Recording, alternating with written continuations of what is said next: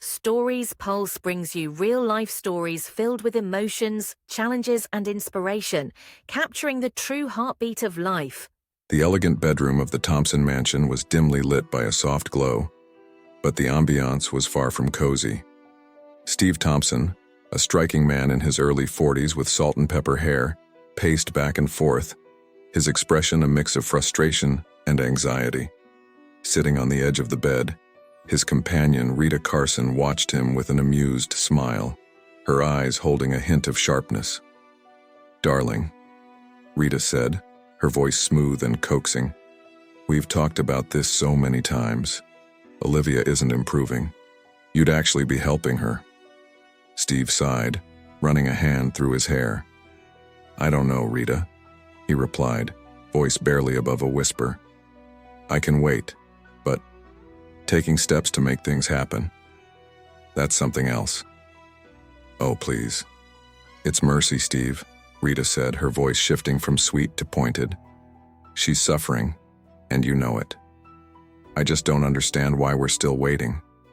I want us to move forward with our lives." Steve's hesitation faltered as he looked at her. At 35, Rita's energy was worlds apart from his ailing wife's. The idea of freedom from the weight of Olivia's illness was undeniably appealing. "What are you suggesting?" he asked softly. Rita's smile widened, confident. "It's simple, really. You handle her medication. A little extra here, a missed dose there. Nature will do the rest." As Steve reluctantly nodded, the decision settling heavily on him, neither noticed the baby monitor blinking on the nightstand, a relic from their son's infancy, now used to monitor Olivia in her wing of the mansion. In that distant room, Olivia Thompson lay awake, her hand covering her mouth as she heard every word her husband had spoken. The next morning, Steve crept into the kitchen, feeling the weight of his actions. To his surprise, Olivia was already there, sitting in her wheelchair by the marble island, cradling a mug of herbal tea. "You're up early," he said, feigning cheer as he moved toward the coffee maker. "Couldn't sleep," she replied softly, her once vibrant green eyes now dull and distant. "Bad dreams?" Steve's hand shook slightly as he poured his coffee. "Hey, I was thinking," he said, forcing a light tone. "How about we take a drive tomorrow?" "Get out of the house?" Olivia's smile was gentle, though her eyes betrayed no joy. "That sounds wonderful, Steve. It's been a long time since we did anything together." Steve mumbled something about work and hurried out. As soon as he left, Olivia wheeled herself to her study, where her laptop sat waiting. She opened her email to find a message from Nick Martinez, the manager of her family's olive farm. "Mrs. Thompson," the email read, "I've been keeping an eye on Mr. Thompson as you requested. I'm sorry to say your suspicions were correct. He's been meeting with a woman named Rita Carson, and it seems they have some dangerous plans in mind. Please take care. Let me know if there's anything I can do to help." Olivia closed her laptop, her jaw set with determination. She had suspected infidelity, but this was something far worse. As she looked out over the estate she'd brought into the marriage, a plan began to take shape. Steve had no idea what was coming. The next morning dawned bright and warm, a perfect Southern California day. Steve helped Olivia into their Mercedes SUV, unusually attentive as he tucked a blanket around her legs. "Comfortable?" he asked, his tone overly kind. Olivia nodded, her face the picture of innocence. "Thank you, Steve. This is so thoughtful of you." Once Steve was in the driver's seat, Olivia discreetly sent a text from her phone. "On the move. Cemetery." They drove in silence, tension thick in the air. When they reached the gates of Evergreen Memorial Park, Olivia raised an eyebrow. "The cemetery? Steve, what are we doing here?" Steve forced a smile that looked closer to a grimace. "Well, given your health, I thought it might be good to get some things in order." Olivia's hand flew to her chest in mock surprise. "Oh, Steve, how practical of you." Steve guided her through the beautifully manicured grounds, pointing out various monuments. Olivia played along, showing interest and asking questions, all while subtly directing him toward a secluded area she had chosen.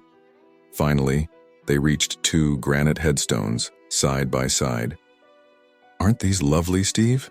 Olivia said, her tone saccharine. "And there are 2. How perfect for us to be together for eternity." Steve paled, beads of sweat forming on his brow despite the mild weather. "Liv, I don't think—" "No, you don't think, do you, Steve?" Her voice lost its gentleness, her gaze sharpening. "You don't think about anything but yourself, and that woman you've been seeing." Steve stumbled back, eyes wide. "Olivia, I don't know what you're talking about." "Save it," Olivia snapped. "I know everything. About Rita, about your plan.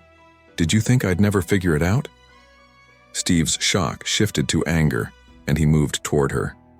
You've been spying on me?" Before he could reach her, a firm hand clamped down on his shoulder. Steve turned to see Nick Martinez, the farm manager he'd always considered a simple worker. "I wouldn't do that if I were you, Mr. Thompson," Nick said calmly. Steve looked between them, realization dawning.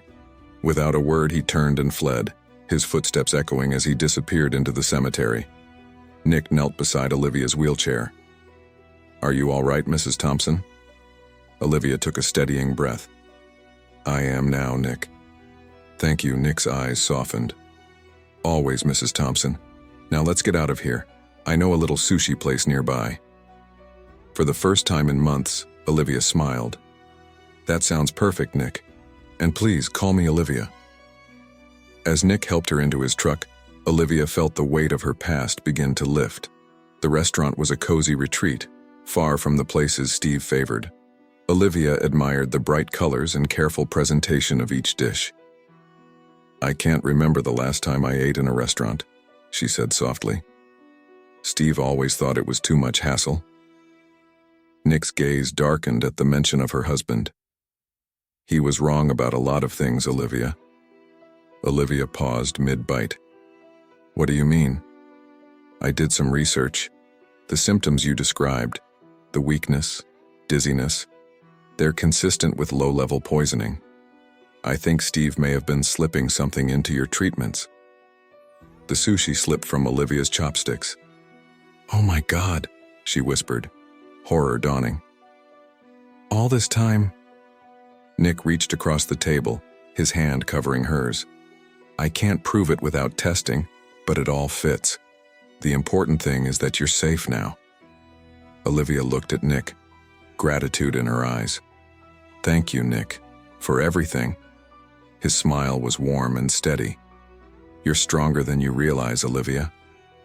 As they shared their meal, Olivia felt a joy she hadn't experienced in years, a simple happiness. By the time they left, her cheeks were flushed from laughter, and her heart felt lighter.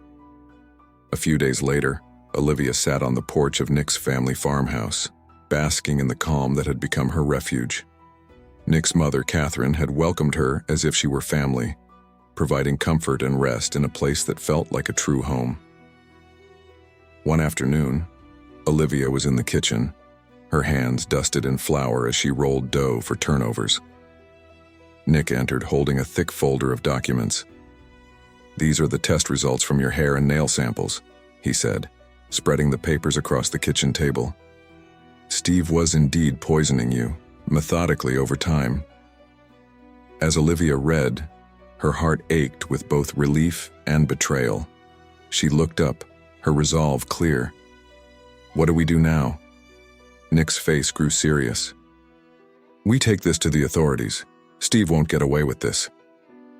Months later, Steve was sentenced to 25 years for attempted murder, fraud, and other charges.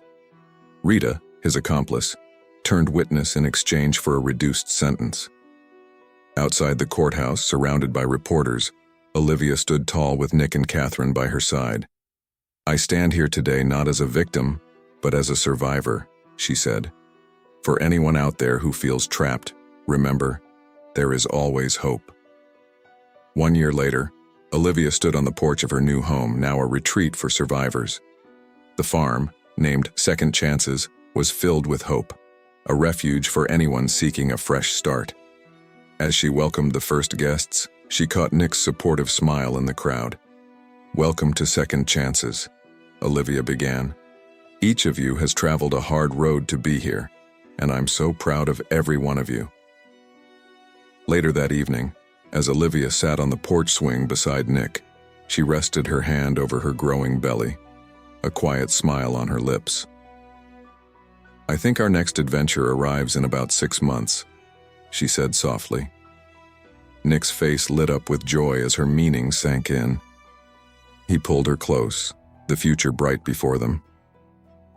With Nick by her side and a newfound strength within herself, Olivia knew she was ready to embrace every moment ahead. This was her second chance, and she was determined to make the most of it.